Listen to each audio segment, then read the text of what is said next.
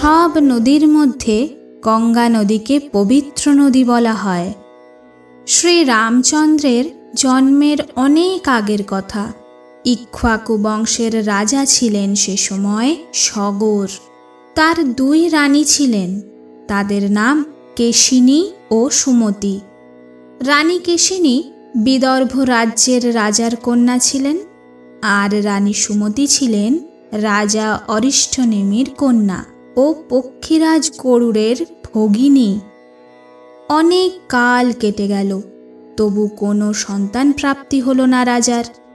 তাই 2 রানীর সঙ্গে রাজা সগর হিমালয়ের ভৃগুপ্রস্রবণ নামক প্রান্তে গিয়ে সন্তান প্রাপ্তির জন্য তপস্যা করতে শুরু করলেন। তাদের তপস্যায় সন্তুষ্ট হয়ে মহর্ষি ভৃগু তাদের বর প্রদান করলেন যে রাজার অনেক পুত্র প্রাপ্তি হবে। 2 রানীর মধ্যে এক রানীর 1 পুত্র হবে, যে বংশ রক্ষা করবে, আর এক রানীর 60,000 পুত্র হবে। কোন রানীর কত পুত্র হবে তা তারা নিজেদের মধ্যে ঠিক করে নেবে। এ কথা শুনে রানী কেশিনী স্থির করলেন তার 1 পুত্র সন্তানের জন্ম হবে, যে বংশকে এগিয়ে নিয়ে যাবে। আর রানী সুমতি স্থির করলেন 60,000 পুত্রের জননী হবেন। উচিত সময় এলে রানী কেশিনী অসমঞ্জস নামক 1 পুত্রের জন্ম দেন, আর রানী সুমতির গর্ভ থেকে নির্গত হয় 1 তুম্বা, যা ভাঙার পর ছোট ছোট 60,000 পুত্রদের দেখা গেল। তাদের প্রাথমিক লালন পালন ঘিয়ের ঘড়াতে করা হয়। কাল চক্রের গতি চলতে চলতে সব রাজকুমাররা যুবক হয়ে উঠলেন। এদিকে সগর রাজার বড় পুত্র অসমঞ্জস খুব দুরাচারী। সে নগরের ছোট ছোট বালকদের সরজু নদীতে ফেলে দিয়ে তাদের ডুবতে দেখে খুব খুশি হতো। এমন দুরাচারী স্বভাব দেখে একসময় রাজা সগর অসমঞ্জসকে নিজের রাজত্ব থেকে নির্বাসিত করে দিলেন। আর এদিকে অসমঞ্জসের 1 পুত্র ছিলেন অংশুমান। তিনি খুব সদাচারী আর পরাক্রমী ছিলেন। একবার রাজা সগর 100 অশ্বমেধ যজ্ঞ করার ইচ্ছা করলেন। 99টা অশ্বমেধ যজ্ঞ নির্বিঘ্নে সম্পন্ন হল। এবার সময় এলো 100তম অশ্বমেধ যজ্ঞের। হিমালয় এবং বিন্ধ্যাচল পর্বতের মাঝে বিশাল এক সুন্দর ভূমিতে যজ্ঞ মণ্ডপ নির্মাণ করালেন রাজা। তারপর অশ্বমেধ যজ্ঞের শ্যামকর্ণ ঘোড়া ছেড়ে দিলেন। সেই ঘোড়া রক্ষার্থে পৌত্র অংশুমান ও পরাক্রমী সৈন্যদলকে পাঠালেন রাজা। অশ্বমেধ যজ্ঞের ঘোড়া বহু রাজ্য ভ্রমণ করল, কিন্তু কোনো রাজ্য তাকে থামাবার প্রচেষ্টা করল না। সব রাজ্যই বিনা যুদ্ধেই মহারাজ সগরের মিত্রতা স্বীকার করে নিলেন। এদিকে এই 100তম অশ্বমেধ যজ্ঞ সম্পূর্ণ হলে যদি দেবরাজ ইন্দ্রের আসন চলে যায়, সেই ভয়ে দেবরাজ ইন্দ্র এক অপরাধ করে বসলেন। তিনি অসুরের রূপ ধরে ওই ঘোড়া চুরি করে নিলেন। অনেক খোঁজের পর সেই ঘোড়া খুঁজে পেলেন না অংশুমান ও সৈন্যদল। তারা ফিরে এলেন। অশ্বমেধ যজ্ঞের অশ্ব চুরি গেছে এই খবর পাওয়া মাত্র রাজা সগর তার 60,000 পুত্রকে পাঠালেন ঘোড়া খুঁজতে। পৃথিবীর সমস্ত স্থান খুঁজেও সেই ঘোড়া পাওয়া গেল না। তখন তারা মাটি খুঁড়তে আরম্ভ করলেন। এমন করাতে ভূমিতলে থাকা বহু প্রাণী মারা যেতে লাগল। তারা খুঁড়তে খুঁড়তে পাতাল অবধি পৌঁছে গেলেন। সগরপুত্রদের এমন নৃশংস কার্যের কথা দেবতারা ব্রহ্মাদেবের কাছে গিয়ে জানালেন। ব্রহ্মাদেব বললেন, সগরপুত্ররা ক্রোধে ও মদে মত্ত হয়ে এমন কার্য করে চলেছে। পৃথিবী রক্ষার দায়িত্ব এখন কপিল মুনির। তিনি এর বিহিত নিশ্চয়ই করবেন।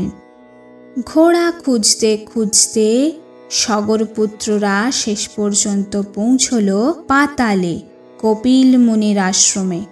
সেখানে তারা দেখলেন কপিল মুনি ধ্যানস্থ, আর ওদিকে অসুররূপী ইন্দ্র আগেই এই আশ্রমে সেই অশ্বমেধ যজ্ঞের ঘোড়াটা বেঁধে রেখে গেছিলেন।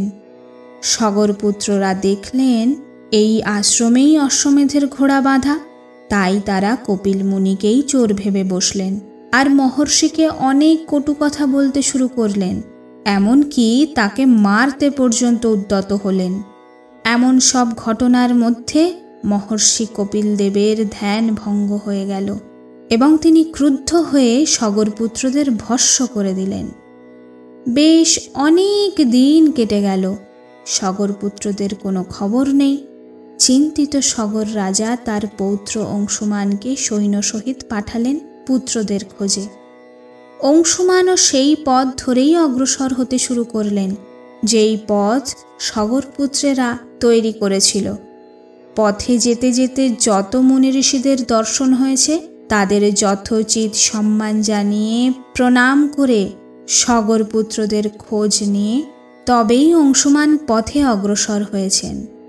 পথের সংকেত, মুনি ঋষি ও পথচারীদের সহায়তায় অবশেষে তিনি পৌঁছলেন কপিল মুনির আশ্রমে। সেখানে পৌঁছে তিনি দেখেন তার পিতৃব্যরা ভস্মীভূত ও যজ্ঞের ঘোড়াটি সেখানেই বাঁধা রয়েছে। এমন অবস্থা দেখে অংশুমান হতচকিত হয়ে গেলেন। তারপর তিনি স্থির করলেন তার পিতৃব্যদের তর্পণ করতে হবে। সেই জন্য তিনি আশেপাশে জলাশয়ের খোঁজ করতে শুরু করেন, কিন্তু সেখানে আশেপাশে কোথাও কোনো জলাশয় ছিল না। এরই মধ্যে অংশুমানের সাক্ষাৎ হয় পক্ষীরাজ গরুড়ের সাথে। অংশুমান গরুড়ের কাছে জলাশয়ের কথা জানতে চান ও তার পিতৃব্যদের এমন অবস্থা কেমন করে হলো সে কথাও জানতে চান। তখন পক্ষীরাজ গরুড় সমস্ত ঘটনা বর্ণনা করেন, যে কেমনভাবে সগরপুত্রেরা উদ্ধত হয়ে উঠেছিলেন আর কপিল মুনির সাথে অত্যন্ত দুর্ব্যবহার করেছিলেন। তাতে কপিল মুনির ধ্যান ভঙ্গ হয় আর তারা ভস্মীভূত হয়ে যায়। সমস্ত ঘটনা জানতে পেরে অংশুমান কপিল মুনির আশ্রমে ফিরে মণিবরের কাছে ক্ষমা প্রার্থনা করলেন। তার এমন করুণ প্রার্থনা শুনে মহর্ষি কপিল মুনি বলেন, হে অংশুমান, দেবী গঙ্গার পবিত্র জলস্পর্শে সগরপুত্রেরা উদ্ধার হবে। তুমি এই যজ্ঞের ঘোড়া নিয়ে ফিরে যাও, অশ্বমেধ যজ্ঞ সম্পূর্ণ করো। মুনিবরকে প্রণাম জানিয়ে অংশুমান ঘোড়া নিয়ে ফিরে গেলেন আর বিস্তারিত ঘটনা পিতামহ সগরকে জানালেন। সমস্তটা শুনে রাজা সগর খুব দুঃখী হয়ে গেলেন। তারপর তিনি অশ্বমেধ যজ্ঞ সম্পূর্ণ করলেন। এরপর অনেক চিন্তাভাবনা করে পুত্রদের মুক্তির জন্য দেবী গঙ্গাকে আনয়নের উদ্দেশ্যে তপস্যা করতে চলে গেলেন রাজা সগর। অংশুমানকে রাজ্যভার দিয়ে গেলেন। অনেক বছর তপস্যা করতে করতে রাজা সগর দেহত্যাগ করলেন। তারপর অংশুমানও দেবী গঙ্গাকে আনয়নের জন্য তপস্যা করতে শুরু করেন। তিনিও তপস্যা করতে করতে দেহত্যাগ করলেন। অংশুমানের পরম প্রতাপী পুত্র দিলীপ রাজা হন। রাজা দিলীপের পুত্র ভগীরথ একটু বড় হলে তার দায়িত্বে রাজত্ব দিয়ে রাজা দিলীপও গঙ্গা আনয়নের জন্য তপস্যা করতে যান, কিন্তু তিনিও অনেক বছর তপস্যা করতে করতে দেহত্যাগ করলেন। এদিকে ধর্মনিষ্ঠ রাজা ভগীরথের কোনো সন্তান হয়নি, তাই রাজকার্য মন্ত্রীদের দায়িত্বে দিয়ে তিনি গৌকর্ণ নামক তীর্থস্থানে চলে গেলেন গঙ্গা আনয়নের জন্য তপস্যা করতে। ভগীরথের কঠোর তপস্যায় প্রসন্ন হয়ে ব্রহ্মাদেব ভগীরথকে বর চাইতে বললেন।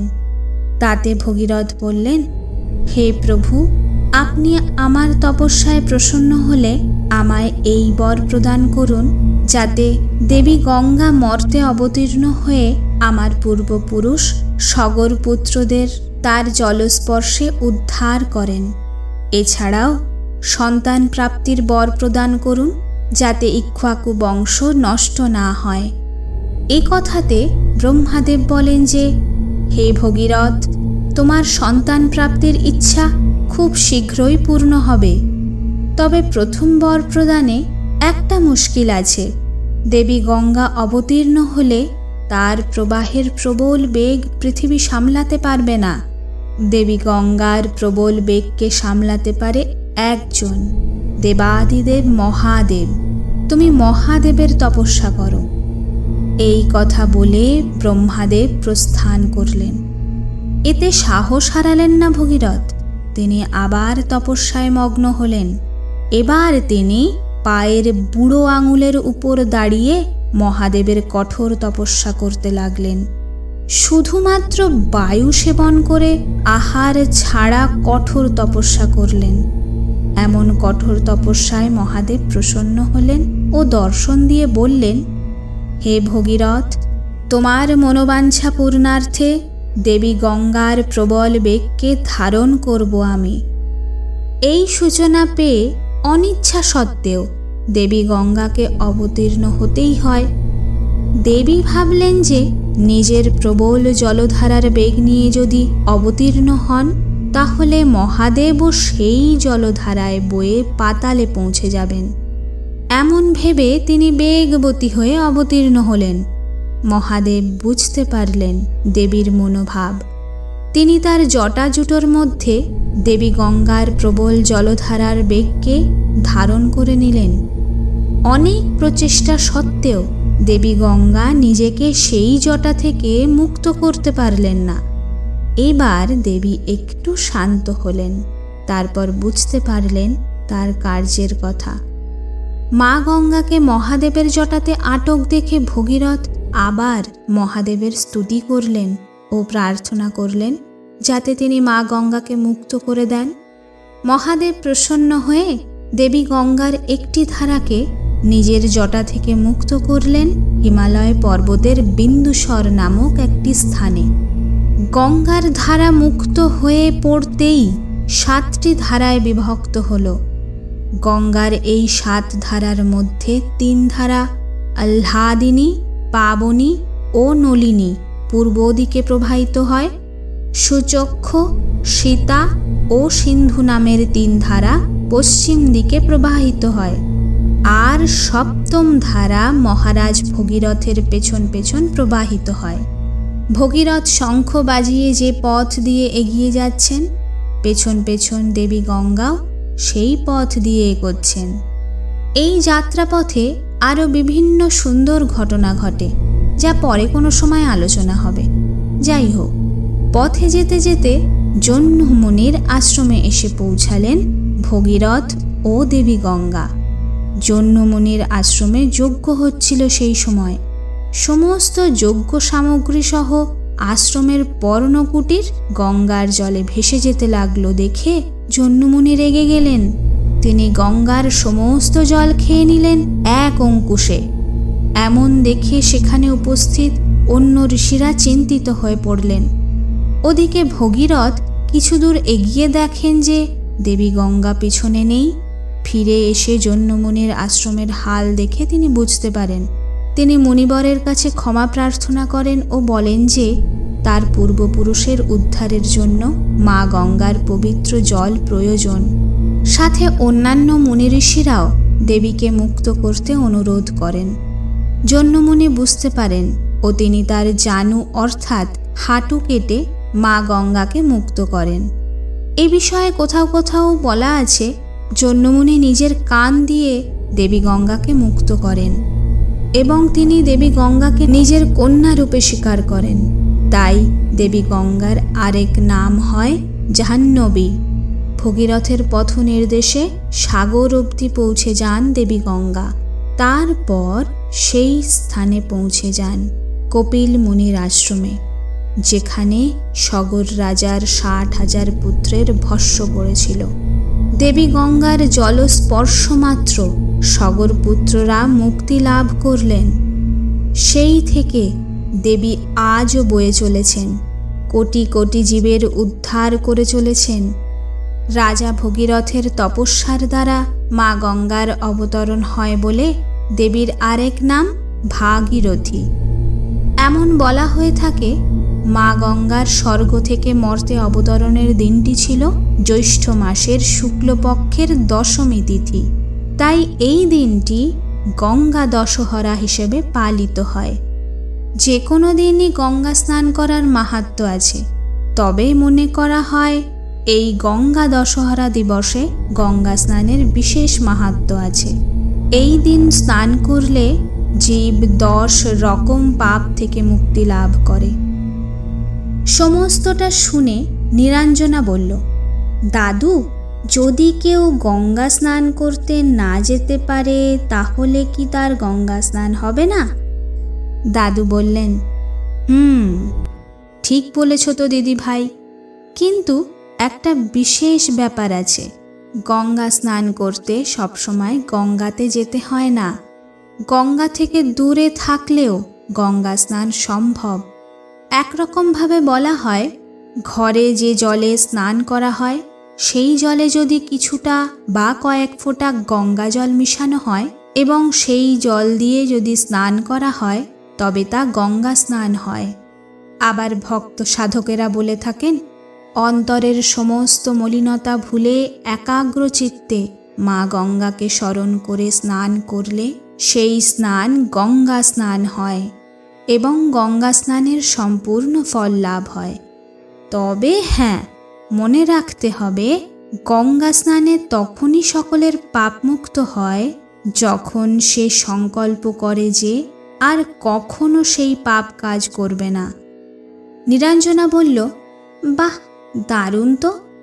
মা গঙ্গার আরও কথা শেষ হতে না দিয়ে দাদু বললেন, আজ এইটুকু থাক, অন্য দিন হবে। আজ যা শুনলে তা নিয়ে চিন্তন মনন করো ভালো করে।